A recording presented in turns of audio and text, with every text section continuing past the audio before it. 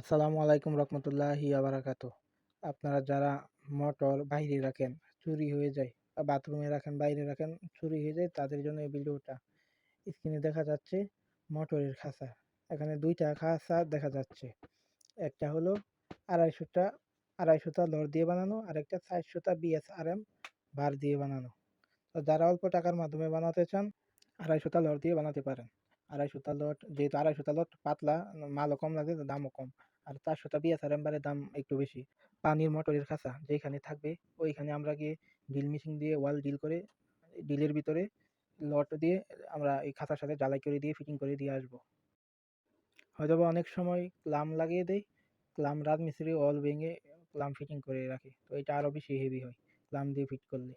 তো যারা খাতা বানাবেন তারা সবাই চেষ্টা করবেন 400টা বিএসআরএম বা একটা দিয়ে করার জন্য, কারণ দাম বেশি ব্যবধান না। এই লোড দিয়ে যে খাতাটা করাই, এটা দাম পড়ছে 1000 টাকা।